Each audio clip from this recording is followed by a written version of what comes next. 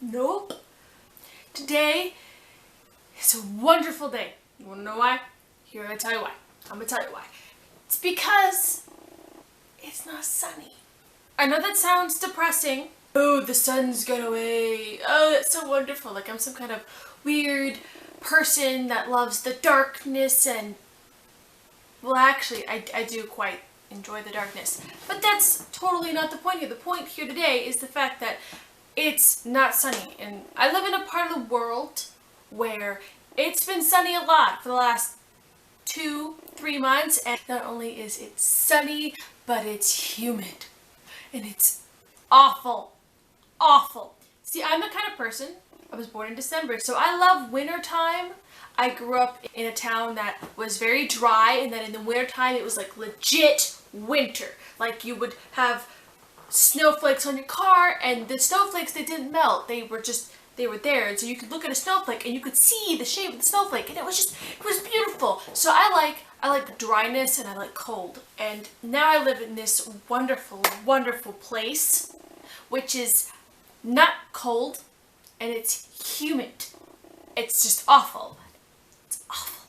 A lot of people probably agree with me. They don't like the heat. The heat affects your internal temperature, and you're already hot enough as it is. And then you're made even hotter by what's up there. And so today, it's not sunny. It's like overcast, and my grandmother says it's almost cold. So I put on the lovely long sleeve sweater shirt because I like long sleeves and I like the cold. My favorite season is fall.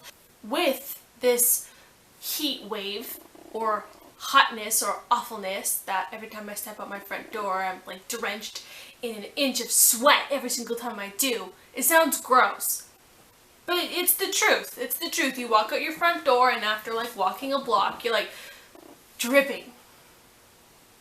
It's awful. So I spend my times indoors.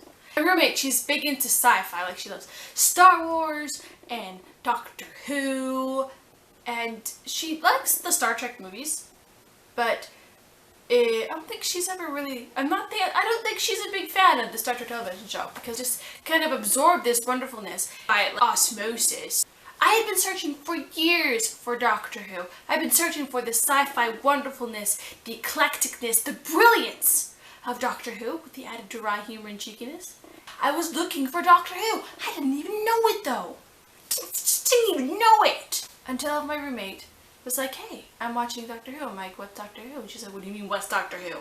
And so we educated ourselves. Well, I educated myself. She educated me, mostly. I've started to embrace the wonderfulness of Doctor Who. Before, it was very hit and miss. I'm like, oh, I'll watch it because of Catherine Tate. Oh, I like this episode. But now, in the last 2 days, I've watched all of Series 2, and I'm almost finished Series 3, and this is just... there really isn't words to describe how fantastic the show is. We're going to talk about Doctor Who because Doctor Who is important, and a lot of these episodes I've never seen before. Now, I'm watching Season 3, Episode 13, The Sound of Drums. I'm just saying, the master, dude, this guy, there's something terrifying, yet just brilliant about him. There's just something so,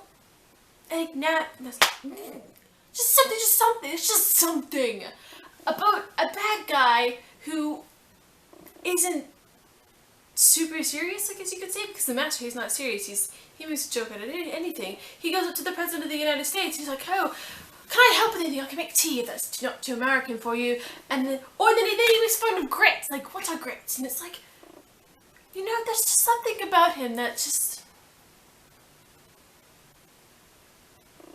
He terrifies me. Yet I am thoroughly excited to see what this man's going to come up with in the future. However, if he causes my doctor too many problems, me and him might have issues.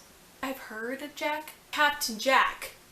But I never really understood Captain Jack. Now I do. And he's one of those... How do I describe Captain Jack?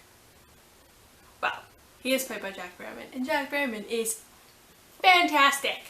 But the character is just... He's like the complete opposite of the Doctor. The Doctor, he's very, very selfless. very selfish sometimes, but he's very selfish. He's the doctor. He goes and he helps to save people, and he doesn't do guns, and he's just wonderful man. And then there's Captain Jack, and you know, you can tell they're friends, but they're the kind of friends where they hang out with each other, but they just constantly. And the fact that he died, and then Martha tries to give him a CPR, and he wakes up from being dead because, you know, he can't die.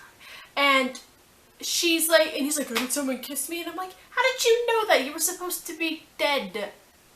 That's Captain Jack. He has a fantastic, like, jacket. Yeah, him and the 10th Doctor have these great jackets. They're, like, swishy and stuff, but his is blue. And it has, like, buttons.